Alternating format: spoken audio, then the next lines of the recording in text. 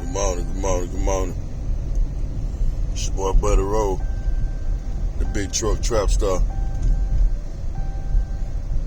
We ain't doing no slab riding today. We out here gonna go to the car wash and get the car cleaned up. Probably take a little road trip. Just want to talk about the Atlanta Falcons and the situation with Deshaun Watson. I know a lot of Falcon fans are gonna be completely distraught and possibly embarrassed by not being able to bring Deshaun Watson home, or not being able to land marquee free agents. That's understandable, but let's tone down the talk of it being a shit show or something like that, because that's not what happened. What happened was the Atlanta Falcons had a team that was desperate to make a move on the other side. And because they had all the other pieces in place, they could go all in on one player. And that was the Cleveland Browns. The Atlanta Falcons do not have all the pieces in play to become a contender even with Deshaun Watson. So adding Deshaun Watson and giving up everything, all those draft picks, along with the salary, would have forced us to continuously put a mediocre team out on the field.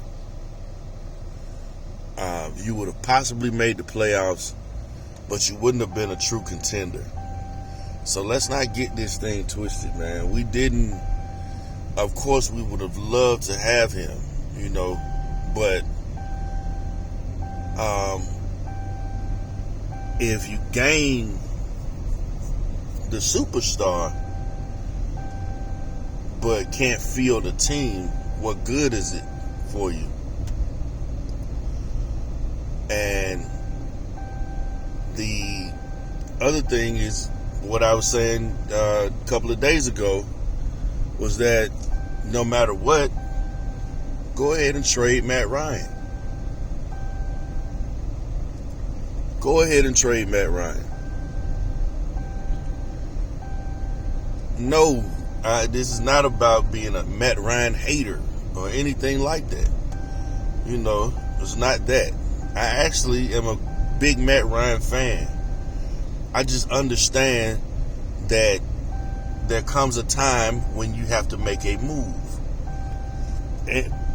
And not only that, but just because you like a player doesn't mean you can't be critical of their flaws. I don't know where we get this thing at that just because the guys on your team or that if the guy's on your team or he plays a certain position or he's supposed to be a superstar, that he's above critique, and that's ridiculous. You know what I mean? I'm a fan of the team, and even being a fan of the player, I can understand the flaws of that player. So it's not about being a Matt Ryan hater. It's actually about being an Atlanta Falcon fan. What am I looking for from this? Am I looking to field a team that's going to win 7, 8, 9 games and never put yourself in position to be one of the top drafting teams to gain a quarterback after this situation? Or I'm going to be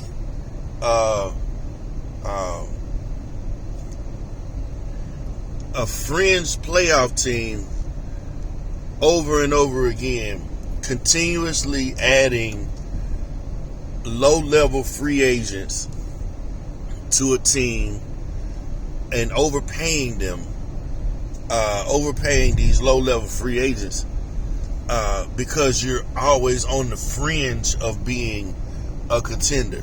Not a contender, on the fringe of it. And that's what Matt Ryan is going to bring you. He's good enough to where you can be in position to possibly make the playoffs.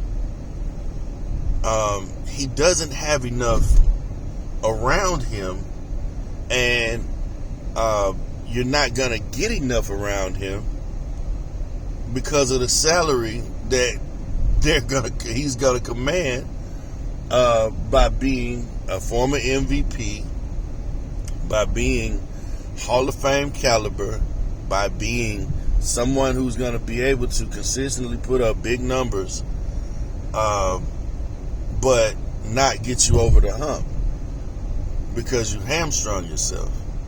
That's not the same situation as Cleveland. Cleveland had, for 20 years, was a bottom dweller. So they just kept stockpiling multiple draft picks. They kept stockpiling blue chip talent in the top end of the draft. You know what I'm saying? And they gave themselves an opportunity to take chances on guys.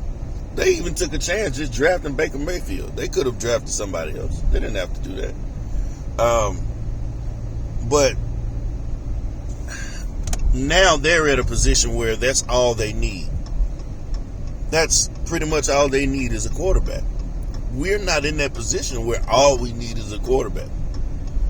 If all you needed was a quarterback, you could keep Matt Ryan. It doesn't make sense. Now is the time to trade Matt Ryan and get actual draft capital for him. Trade him to somebody like Indianapolis who needs a quarterback to get over the hump. I'm pretty sure that Indianapolis is not going to trust Baker Mayfield to be their guy. I don't think they will. I don't think that they will. I don't think that they will put themselves in position to be held hostage by a wild card like Baker, who's so erratic and is inconsistent. You know, I mean, it's just I don't see it happening. So it's about getting yourself draft picks and getting yourself in position to be able to compete in the future or to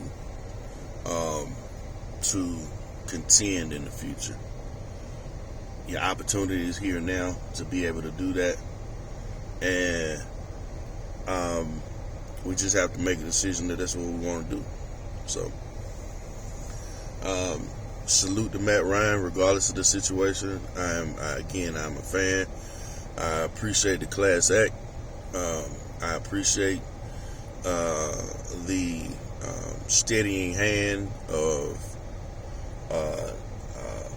navigating us through that Michael Vick situation, because for the last 14 years, dude, you know what I'm saying, we pretty much been in the playoffs damn near every year. You know what I'm saying? Last couple of years we haven't, you know what I'm saying, but let's just say this: out of 14 years, we have been the number one seed twice. Out of 14 years, we have been in the playoffs, I think, 8 times. 8 times out of 14 years that we've been in the playoffs. That's over half. So,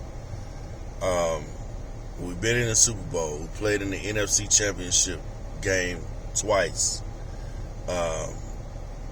So, I mean, it's not like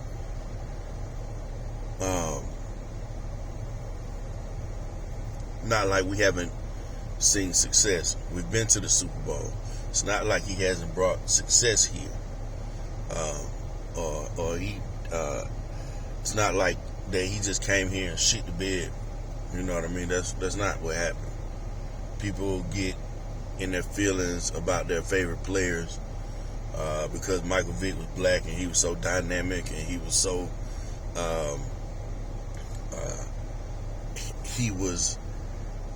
he was a highlight film. He was very exciting, but a lot of times exciting and highlight films are just flashes in the pan, which is ultimately what Michael Vick ended up being, a flash in the pan. I'm not saying that he wouldn't have been more. I'm pretty sure he would have been a whole lot more had he put himself in position to be more. But he didn't put himself in position to be more. He only put himself in position to be exactly what he was. Michael Vick, by his own admission, didn't study the playbook. And if you go to a job or any type of field and you don't study the process of what it is that you're supposed to be doing, you have no intention of being great. And that's how I view Michael Vick. As good as he was, he had no intention of being great because he didn't put in the work. And for whatever reason, no matter where you go, no matter what it is you're doing, if you fail to plan, then ultimately you're planning to fail. Matt Ryan worked his ass off to give himself an opportunity to be great.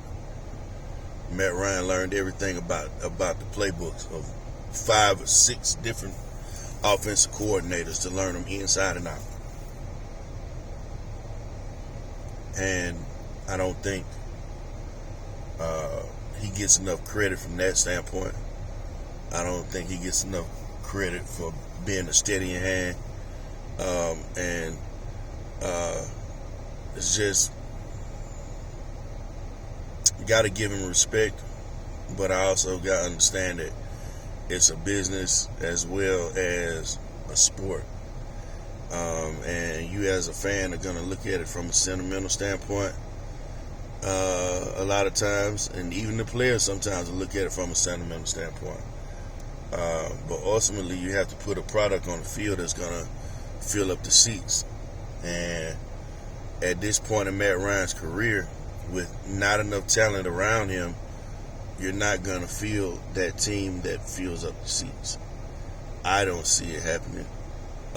Not anytime in the near future.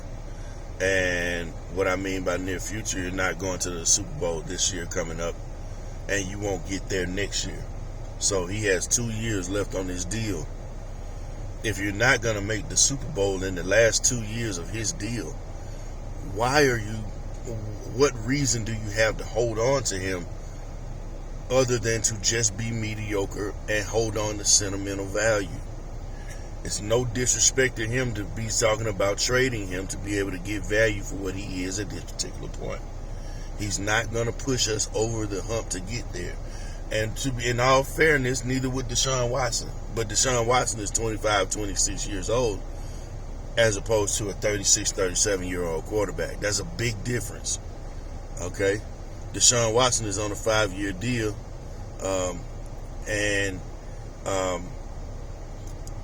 He was on a 4-year deal that he never even started, basically. And now it's a 5-year deal for a guaranteed $230 million. You're not willing to give that to Matt Ryan. Nobody's willing to give that to a 37-year-old quarterback. Who's going to do that? So that's where it's at, man. Hopefully y'all understand. Hopefully y'all get it. Hopefully we can move forward in the right direction, man. That's what it is, man. It's your boy Buddy Roll, the Big Truck Trapster. Oh, shit. It's your boy Buddy Roll, the Big Truck Trapster. I'm at the car wash. We'll holler at y'all in a minute.